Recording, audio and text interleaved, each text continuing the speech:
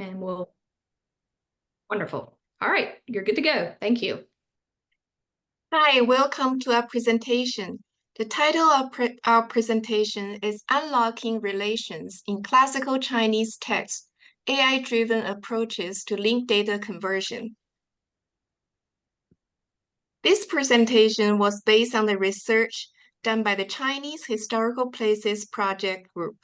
The Chinese Historical Places Project Group is a subgroup under Chinese Culture and Heritage Group, which is made up of Chinese American librarians from several institutions. Our project group leader is Greta. We have 7 group members.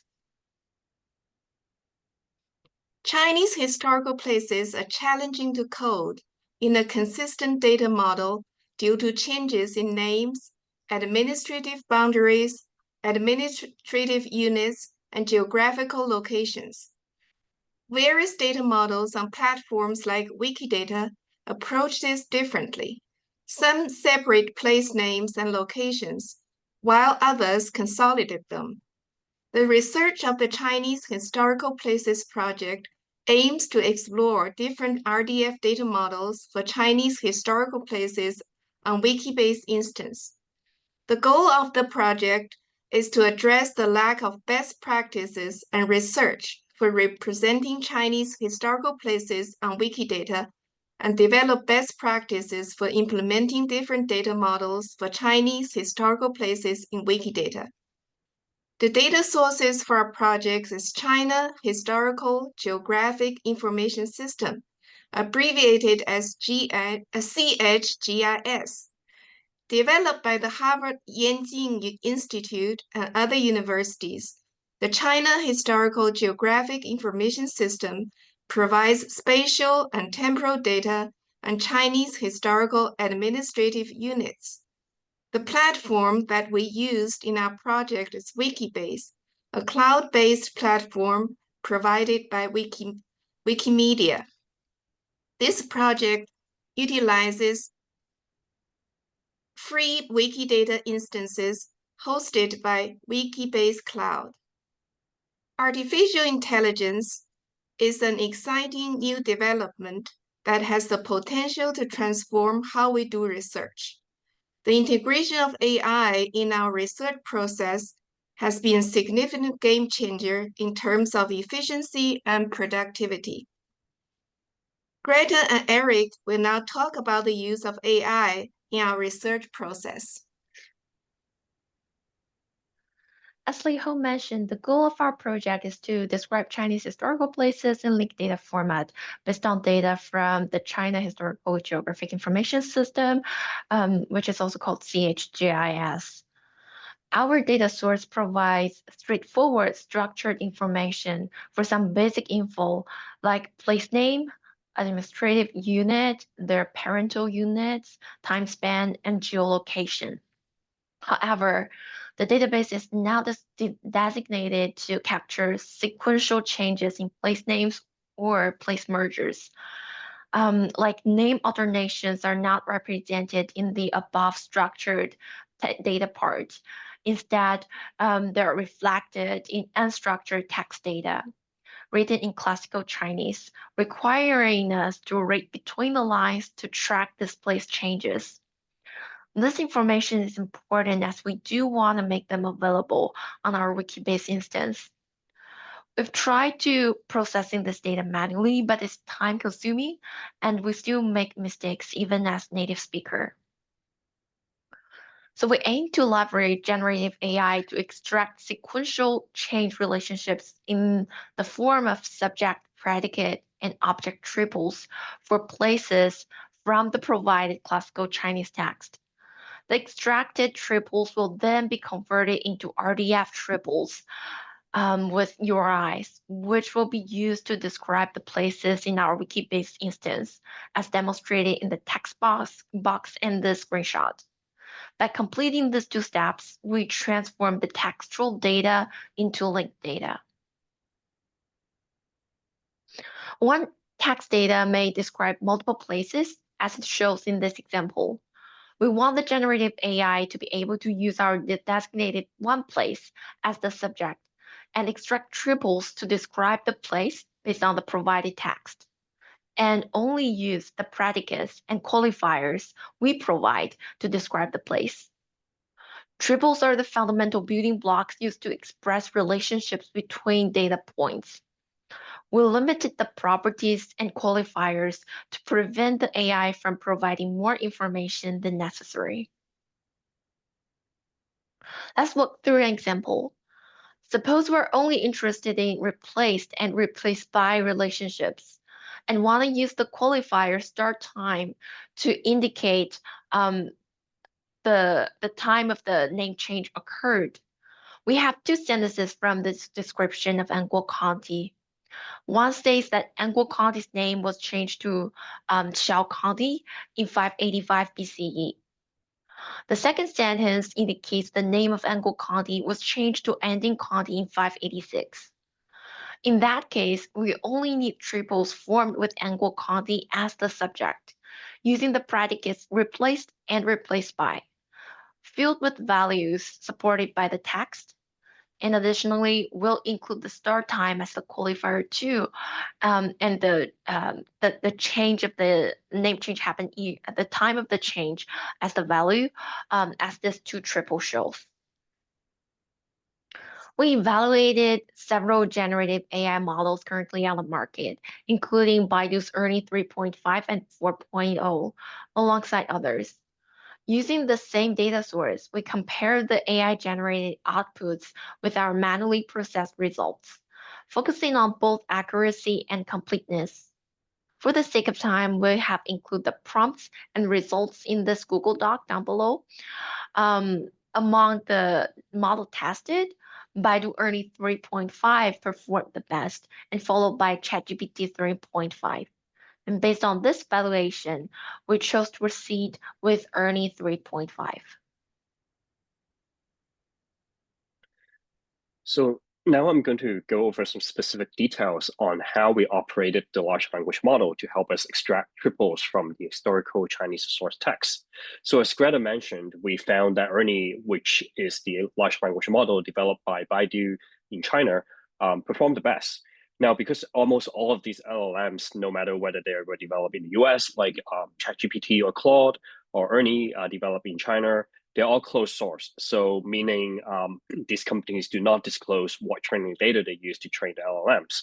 So we cannot say for sure why ERNIE seems to perform better, but we suspect that because it was developed by a Chinese company, it may have been trained or fine-tuned on more Chinese language data than the US counterparts. So that's why it's performed better. Now, as you know, these LLMs relies on user to chat with them through prompts.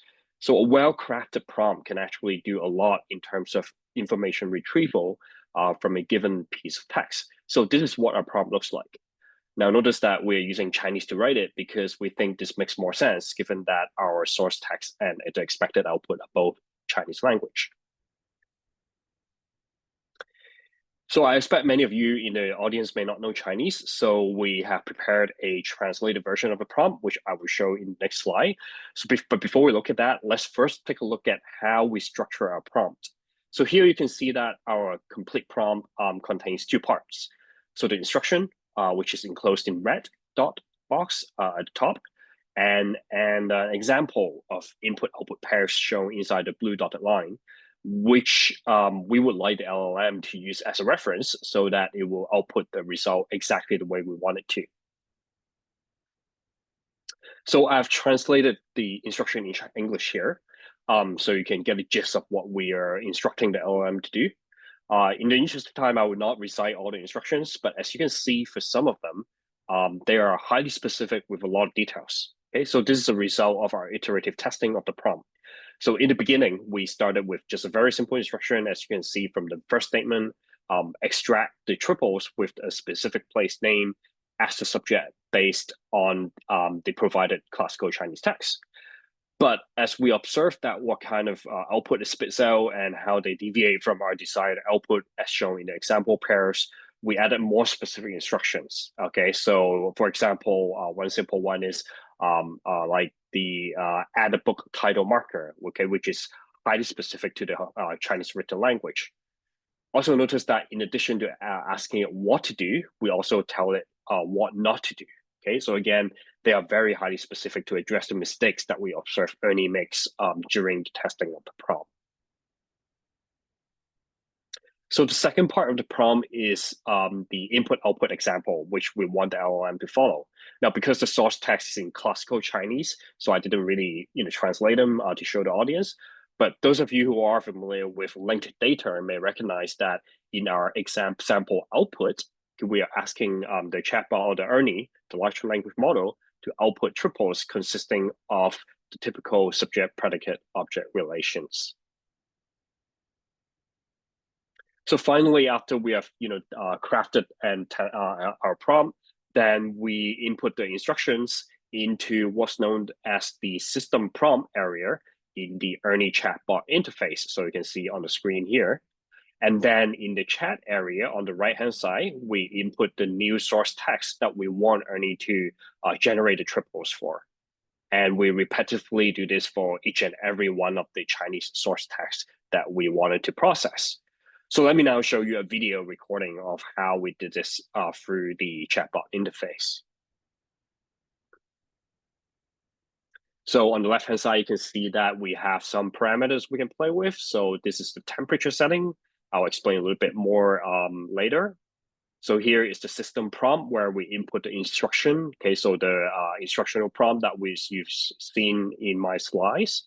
And on the right-hand side, once we're ready, we get things set up, then we paste our classical Chinese source text into the chat window, and then we press basically the start button, and then it will show the result RDF triples in the chat. So a little bit more comment on the temperature. So temperature is, for those of you not familiar, so this is the setting where we adjust how creative we want the large language model to be. So if we're doing like creative writing on the story or something like that, then we should set it to really high. But from our experience, if we're doing things like information retrieval, information classification, it's actually best that we keep it down to 0 or very low value in order to get a consistent and accurate result. So I'm going to now hand to my colleague to talk about reflective flaws and future directions of our project. Thank you, Eric. Yes, AI can do a good job in processing data and generating triples from Chinese classical texts. However, the complexity of these texts, especially those related to historical places, can pose challenges.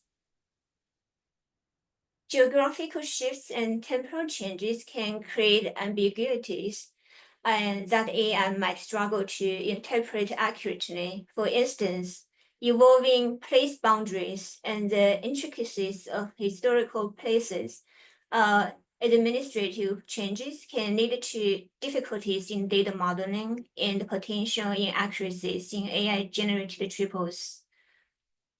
Next slide, please. We know that different prompts can yield different results. If you specify qualifiers in the prompt, you can receive outputs that include more historical context.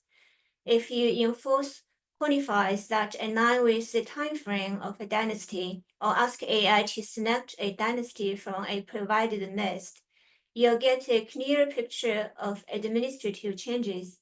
And if you specify certain formats on constraints in the prompt, you'll get more structured and formalized results. Broader or narrow predicates can lead to results with varying levels of historical context and granularity, resulting in either more or less missing historical nuances.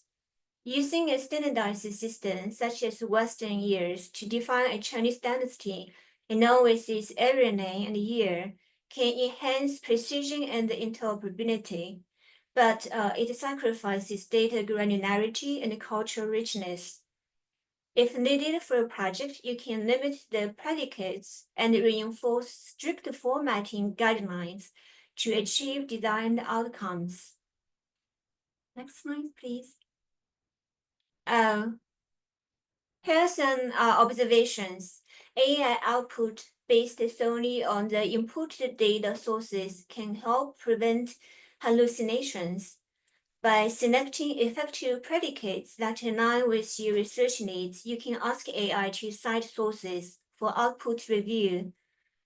For future directions, we plan to collaborate with field experts to improve geographical data representation, consider using field vocabularies, evaluate AI-generated results with AI, and link the generated triples to various group projects. That's all from us for today. Thank you so much. Now it's time for Q&A, and please feel free to ask any questions. We only have a minute left, so maybe if they pose the question, we'll ask you later. Okay. So there is a question, so we can maybe address that in the chat, maybe.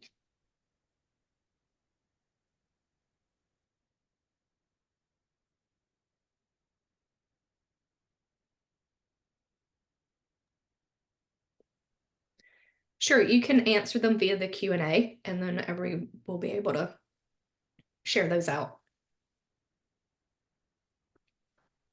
Thank you very much for your presentation. All right, so next up, we have focusing